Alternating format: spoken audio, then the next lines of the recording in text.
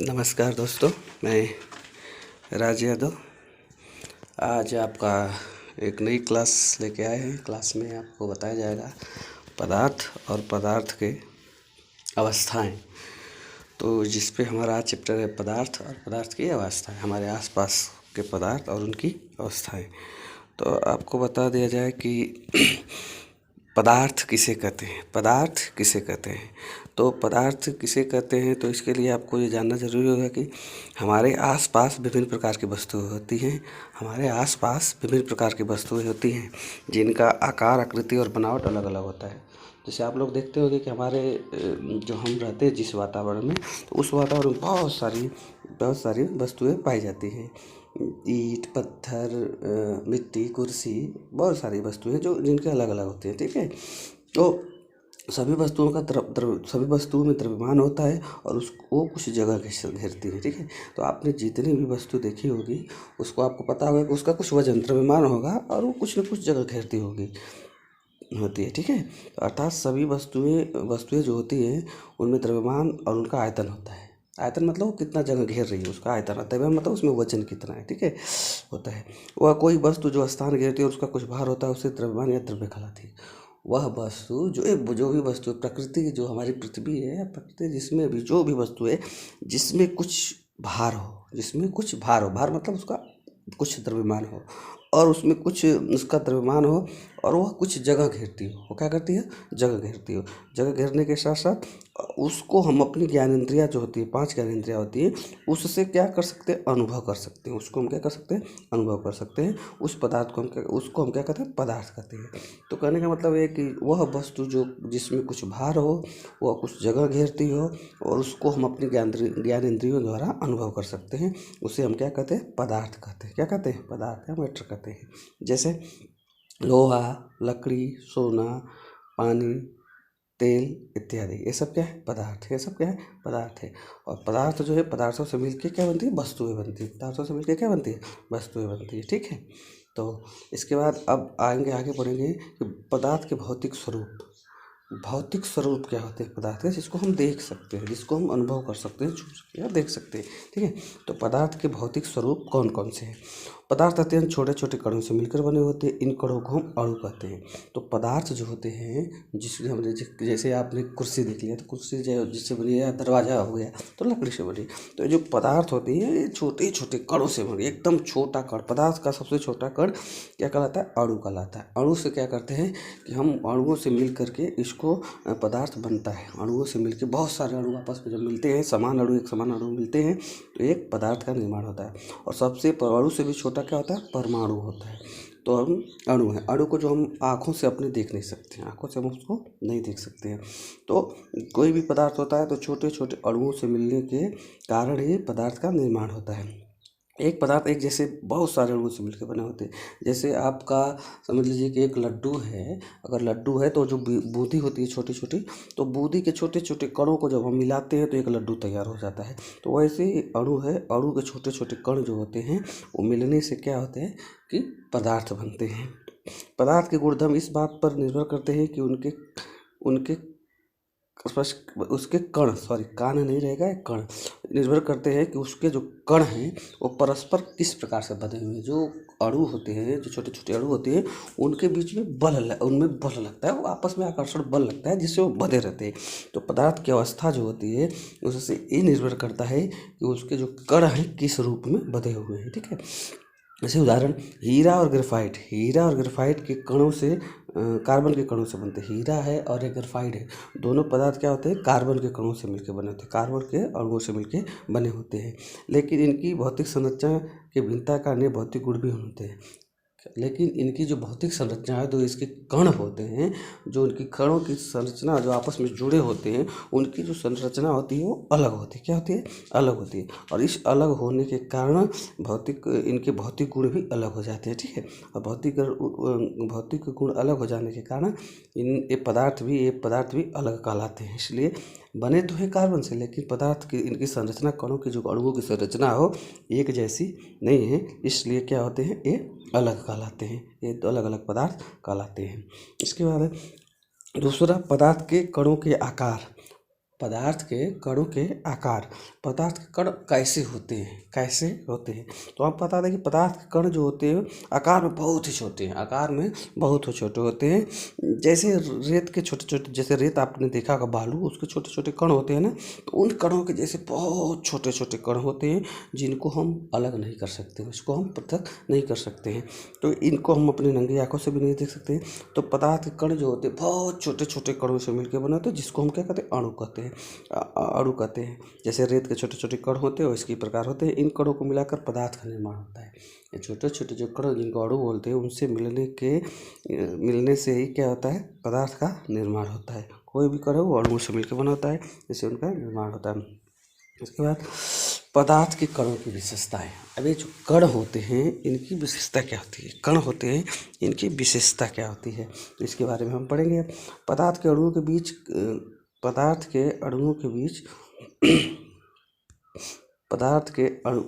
अणुओं के बीच में खाली स्थान होता है, जिसे अंतरा अणु स्थान कहते हैं। ठीक है, जैसे जो भी पदार्थ है तो उसके बीच जो होते हैं ना अणु होते हैं। जैसे आप मान लीजिए कि ए एक है और एक है, ठीक है, तो इसके बीच में जो एक खाली जगह है तो इसको क्या बोलते हैं, अंतरा अणुक स्थान बोलते हैं। क्या बोलते हैं, अंतरा अणुक स्थान बोलते हैं।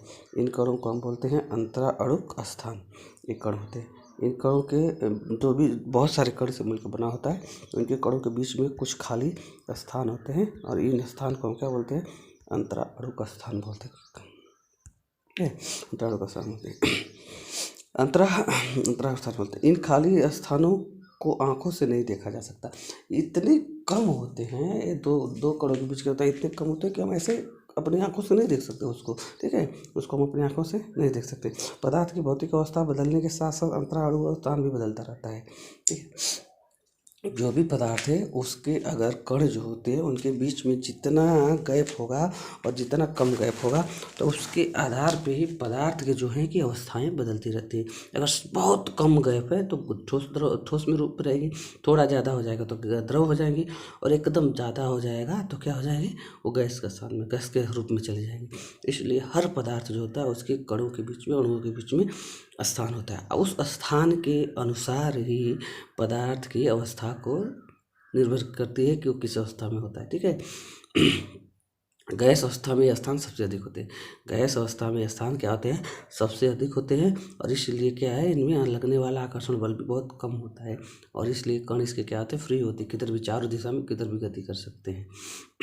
ठीक, अगला, पदार्थ के अणु निरंतर गतिशील रहते हैं। पदार्थ के जो अणु हैं वो हमेशा गति करते रहते हैं, हमेशा उनमें गतिज ऊर्जा रहती है। किसी में कम रहती है थोड़ा, किसी में ज़्यादा रहती है, किसी में ठोस में एकदम कम रहती है, क्योंकि इसके कण आपस में पास में होते हैं, इसमें आकर्षण बल ज़्यादा होता है तो गतिज ऊर्जा कम होती है। द्रव में थोड़ी ज़्यादा होती है, गैस में सबसे ज़्यादा होती है, इसलिए गैस देखो जहाँ भी गैस रखो तो उड़ जाती है, ऊपर चली जाती है। इस गति को, सॉरी इंग्लिश में हो गया, इस गति को आणविक गति कहते हैं। जो छोटे छोटे अणुओं में गति होती है उस गति को हम क्या बोलते हैं, उस गति को क्या बोलते हैं, आणविक गति बोलते हैं, आणविक गति कहते हैं, जो इन कणों के भार और ताप पर निर्भर करती है। आणविक गति जो होती है, अणुओं जो पदार्थ के अणु होते हैं उनमें जो गति होती है वो जो पदार्थ है उसके भार, उसका भार क्या है, उसका ताप पे भी निर्भर करती है। ताप होने से इनमें गतिज ऊर्जा क्या होती है, बढ़ जाती है। जब भी आप किसी वस्तु का ताप बढ़ाते हैं तो उनके अणुओं की गतिज ऊर्जा क्या हो जाती है, बढ़ जाती है। जैसे कोई ठोस है, उसको आप ताप देकर गर्म करेंगे तो धीरे धीरे क्या हो जाएगा, द्रव में बदल जाएगा। द्रव में क्यों बदलता है, जो उसके कण जो पास होते हैं उनकी गतिज ऊर्जा बढ़ जाती है, वो ज़्यादा गति करने लगते हैं, उसको थोड़ा दूरी हो जाती है, भागने लगते हैं, जो बल है उससे तोड़ के दूर निकलने लगते हैं, जिससे क्या होता है, उनकी अवस्था बदल जाती है और ठोस से क्या हो जाता है, द्रव हो जाता है। ठीक है, और ये अति गतिशील हो जाते हैं। जब भी उसको ताप देते हैं तो इनकी अणुओं की गति क्या होती है, तेज हो जाती है। पदार्थ के अणुओं के बीच परस्पर आकर्षण बल लगता है, जिसे अंतरा आणविक बल कहते हैं।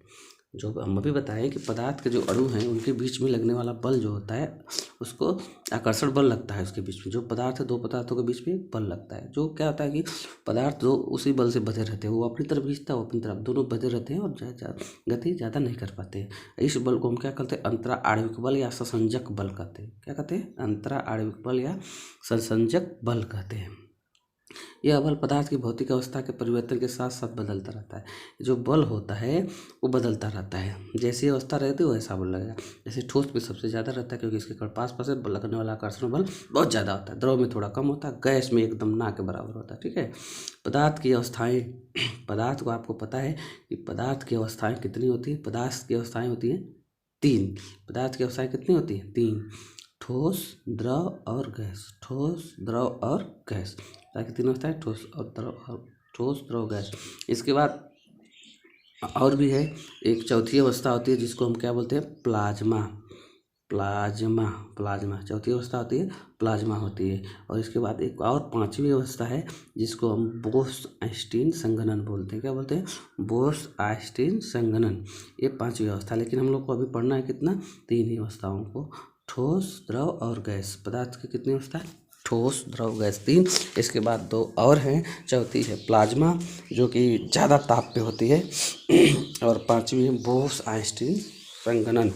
तो हमको अभी 2 ही के बारे में पढ़ना है और 3 के बारे में पढ़ना है, ठोस, द्रव और गैस के बारे में पढ़ना है। ठीक है, इसके बाद अब आते हैं ठोस पे। ठोस पे देखते हैं, ठोस पदार्थ किसे कहते हैं? ठोस पदार्थ किसे कहते हैं? देखिए, पदार्थ की वह अवस्था जिसमें उसका आकार और आयतन दोनों निश्चित होता है उसे ठोस पदार्थ कहते हैं।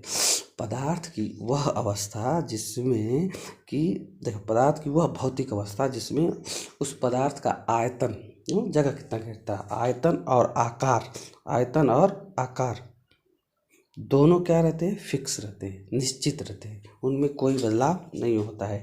तो वह पदार्थ की वह भौतिक अवस्था जिसमें उसका आकार और आयतन दोनों निश्चित होते हैं उसे हम क्या कहते हैं? ठोस पदार्थ कहते हैं। जैसे लकड़ी हो गया, पत्थर हो गया, लोहा हो गया इत्यादि, यह सब क्या है? ठोस पदार्थ है।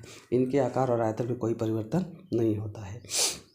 अब इसके ठोस के कुछ विशेषताएं होती है कणों के, इसको हम देख लेते हैं। पर ठोस के अणु बहुत ही पास पास होते हैं। ठोस के अणु जो होते हैं बहुत पास पास होते हैं, जिनके कारण ठोस पदार्थ के अणुओं का खाली स्थान बहुत कम होता है। हम पहले बता चुके हैं, जो ठोस होते हैं उनके जो अणु होते हैं जिनसे मिलकर पदार्थ बना होता है उसके कण बहुत पास पास होते हैं। जैसे ये ठोस पदार्थ है तो इसमें कण बहुत पास पास, एकदम पास पास होंगे। और एकदम पास होने से इनके बीच में लगने वाला जो बल है वो एकदम ज़्यादा रहेगा। अंतराल आणविक बल क्या होगा? एकदम ज़्यादा रहेगा। और इसके बाद ज़्यादा रहेगा, और इनमें जो गैप है, इनका जो गैप है वो सबसे कम रहेगा क्योंकि ये पास पास में है। और पास पास में कण होने के कारण ये ज़्यादा गति भी नहीं कर पाएंगे क्योंकि इसमें लगने वाला बल आ जाता होगा। इसलिए क्या होती है, इनकी अवस्था क्या होती है? कठोर होती है, ठोस होती है। ठीक है, ये तरल की तरह इधर उधर गति इसकी गति नहीं करते, इसलिए इसके कण फिक्स रहते हैं, एक जगह फिक्स रहते हैं। ठोस के जैसे ठोस के अणु पास पास होने के कारण बहुत ही कम गति कर पाते हैं। ठोस के अणु जो है बहुत पास पास होते हैं, इसके लिए बहुत कम मात्रा में गति कर पाते हैं, जिसके कारण ठोस पदार्थ बहुत ही कठोर होता है। उसका साइज फिक्स होता है, उसका आकार और आयतन दोनों फिक्स होते हैं, उसको बदलते नहीं। इनके अणुओं के बीच लगने वाला अंतराणविक बल सबसे अधिक होता है। ठोस के अणुओं के बीच में लगने वाला अंतराणविक बल क्या होता है? सबसे ज़्यादा होता है, जिससे ये बंधे होते हैं। और इसी बल के कारण, इसी अंतराणविक बल के कारण वो क्या होते हैं? बंधे रहते हैं, किधर जा नहीं पाते हैं, एक जगह सटे रहते हैं, जिससे उनका आकार ठोस हो जाता है। मतलब ठोस पदार्थ द्रव की तरह बहते नहीं हैं। ठोस पदार्थ द्रव की तरह बहते नहीं हैं क्योंकि ये कठोर होते हैं। ठोस के अणुओं के में गतिज ऊर्जा सबसे कम होती है। ठोस के अणु जो होते हैं उनकी गतिज ऊर्जा क्या होती है? कम होती है। गतिज ऊर्जा मतलब चलने वाली, तो जो उसके कण वो चल नहीं पाते। क्यों? क्योंकि एकदम घने हैं, एकदम पास पास है, तो आने जाने चलने के लिए उनको रास्ता जगह नहीं है, इसलिए वो फिक्स रहते। थोड़ा मोड़ा गति करते हैं, लेकिन थोड़ा मोड़ा गति पदार्थ के हर अणु गति करते हैं। अभी इनको ताप दिया जाएगा तो फिर वो जो आकर्षण बल है उससे फ्री हो जाते हैं, मुक्त हो जाते हैं ज़्यादा गतिज ऊर्जा के कारण, और फिर तोड़ के चल जाते हैं, तो द्रव में बदल जाते हैं। ठीक है, पदार्थ की दूसरी अवस्था है द्रव। द्रव जो है पदार्थ की दूसरी अवस्था है। पदार्थ की वह अवस्था जिसमें उसका आयतन पदार्थ की वह अवस्था जिसमें उस पदार्थ का आयतन निश्चित होता है लेकिन आकार जो होता है अनिश्चित होता है। पदार्थ की वह भौतिक अवस्था जिसमें उस पदार्थ का आयतन निश्चित होता है लेकिन उसका आकार अनिश्चित होता है, उससे हम क्या कहते हैं? द्रव कहते हैं। एक बार फिर से, पदार्थ की वह भौतिक अवस्था जिसमें उस पदार्थ का आयतन निश्चित होता है और उसका आकार अनिश्चित होता है, उसे हम क्या कहते हैं? द्रव पदार्थ कहते हैं। अब देख लीजिए, जैसे में जल, दूध, मिट्टी का तेल इत्यादि। जैसे आप जल ले लीजिए, पानी ले लीजिए, तो अगर वो उसका अगर 1 लीटर पानी है तो हमेशा 1 लीटर पानी रहेगा, उसके आयतन में जो होगा कोई बदलाव नहीं लेगा। लेकिन अगर 1 लीटर पानी है, अगर वो आप बोतल में रखते हो तो बेलनाकार हो जाएगा। लेकिन उसी 1 लीटर पानी को अगर थाली में रखोगे तो थाली के जैसा आकार हो जाएगा। तो द्रव पदार्थ को आप जिस बर्तन में रखोगे उसका आकार वो धारण कर लेगा, लेकिन ठोस ऐसा नहीं करता है। तो इसलिए जो द्रव होते हैं उनको जिस भी पदार्थ में आप रखोगे उसका आकार धारण कर लेते हैं, लेकिन उनका आयतन जो होता है फिक्स रहता है। इसलिए ऐसे पदार्थ जिसका आयतन निश्चित हो और उसका आकार अनिश्चित हो उसे हम क्या कहते हैं, द्रव पदार्थ कहते हैं। जैसे दूध, जल, मिट्टी का तेल इत्यादि। ठीक है। अब देखो इसकी विशेषताओं में क्या है कि द्रव के पदार्थ के जो अणु होते हैं वो ठोस की अपेक्षा थोड़े दूर दूर होते हैं। ठोस में बताया ना कि ठोस में एकदम पास पास होते हैं, लेकिन इसके क्या होते हैं, थोड़ा दूर होते हैं, थोड़ा दूर होते हैं, थोड़ा दूरी होती है। ठोस की अपेक्षा जो इनके कण होते हैं वो थोड़े दूर दूर होते हैं। अब सीधी सी बात है कि दूर दूर रहेंगे तो इसमें लगने वाला जो आकर्षण बल है, जो अंतराणु का बल है, वो भी कम होगा। सीधी सी बात है ना। तो इसमें लगने वाला आंतरिक बल क्या होगा, कम होता है इसके ठोस की अपेक्षा इसके कणों के बीच में जो होता है कि दूरी भी ज़्यादा होती है और लगने वाला अंतराणु बल कम होता है, क्योंकि दूरी ज़्यादा है तो जैसे आकर्षण बल नहीं लग पाएगा। लेकिन अणुओं के दूर दूर होने के कारण में थोड़ी सी गति होती है, ठोस की अपेक्षा इसमें थोड़ी गति होती है, थोड़ी मोड़ी गति कर पाते हैं। ठीक है। और जो द्रव के अणु हैं वो थोड़ी मात्रा में गति कर पाते हैं। जैसे आप मान लीजिए कि एक बकरी ले लीजिए, कोई जानवर ले लीजिए, उसका जो रस्सी है बांधने का, उसको छोटा सा बांध करके एक खूंटे में बांध देंगे तो जितनी बड़ी रस्सी उतना तो गति कर सकती है, लेकिन उसको तोड़ के आगे नहीं जा सकती है। ठीक है। तो ऐसे होता है कि इनमें थोड़ी जगह होती है अणुओं के बीच में द्रव के, तो जितना गैप होता है उससे इधर उधर गति कर सकते हैं, लेकिन उसको छोड़ के आगे नहीं जाए। जैसे पानी है तो पानी जाता है किधर भी तो पानी के कण जाते हैं तो एक ही तरफ सब जाते हैं, ऐसा नहीं कि कोई इधर गया कोई उधर गया, ऐसा गैस जैसे नहीं, जाते हैं तो एक साथ जाते हैं। तो क्योंकि बधे होते हैं, लेकिन इनमें क्या होता है कि इनके अणुओं के बीच में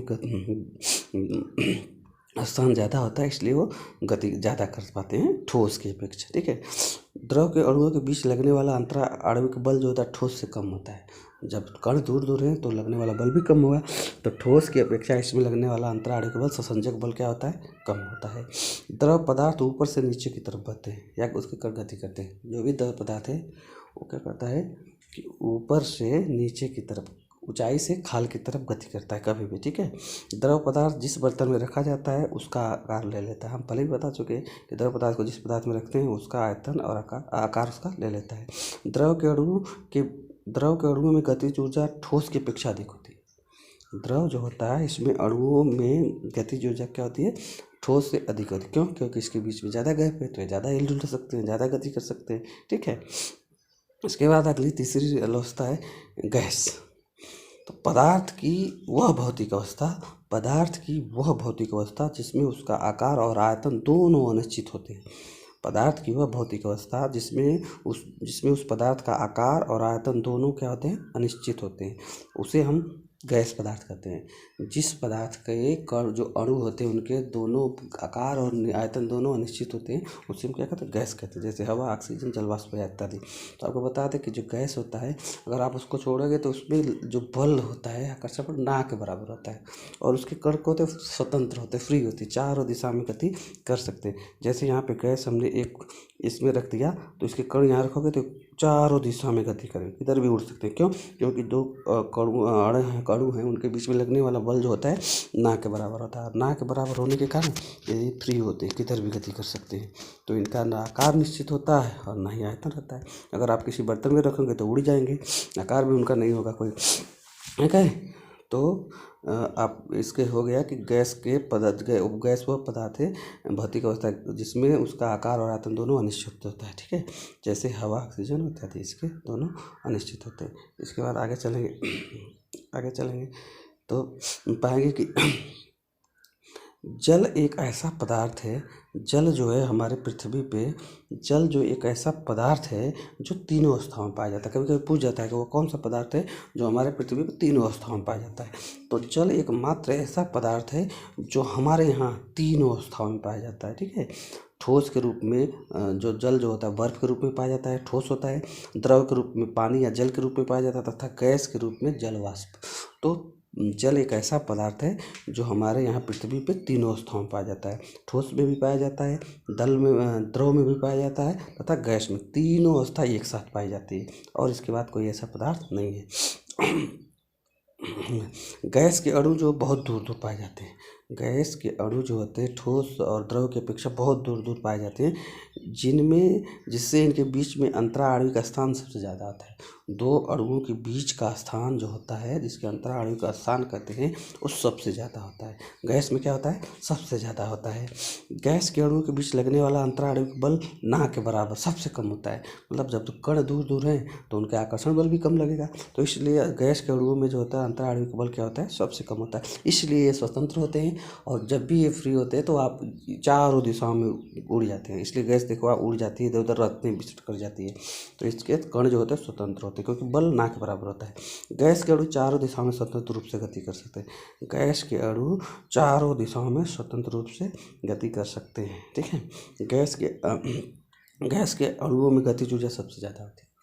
गैस के अणुओं में गतिज ऊर्जा सबसे ज़्यादा होती है। क्या आती है? सबसे ज़्यादा आती है। क्यों? क्योंकि इसके कण दूर दूर होते हैं और ये ज़्यादा ताप पे होता है, तो इसमें गतिज ऊर्जा सबसे ज़्यादा आती है। देखो आप क्वेश्चन भी आ सकते हैं कि पदार्थ की कौन सी अवस्था होती है, पदार्थ की कौन सी अवस्था होती है जिसमें गतिज ऊर्जा सबसे ज़्यादा होती है, जिसमें गतिज ऊर्जा सबसे ज़्यादा है। तो आपको बता दें कि गैस के जो अणु हैं उनमें सबसे ज़्यादा होती है। गैस के जो अणु होते हैं उसमें गतिज ऊर्जा सबसे ज़्यादा होती है। ठीक है। उससे कम तो होती है द्रव में, और सबसे कम क्या होती है? ठोस में। और सबसे कम स्थान किसके? दो अणुओं के बीच में सबसे कम स्थान किसमें होता है? ठोस में। सबसे ज़्यादा किसमें होता है? गैस में। ठीक है। आकर्षण, दो अणुओं के बीच आकर्षण अंतराणविक बल किसमें ज़्यादा होता है? ठोस में। सबसे कम किसमें होता है? गैस में। ठीक है। तो ये हो गया आज का चैप्टर। अब इसके बाद हम इसका नेक्स्ट चैप्टर और डालेंगे, जो आपको कल या परसों मिल जाएगा। तो उसमें अच्छे तरह से हम समझा देंगे। तो अब तब तक के लिए हम लोग आपसे विदा लेते हैं।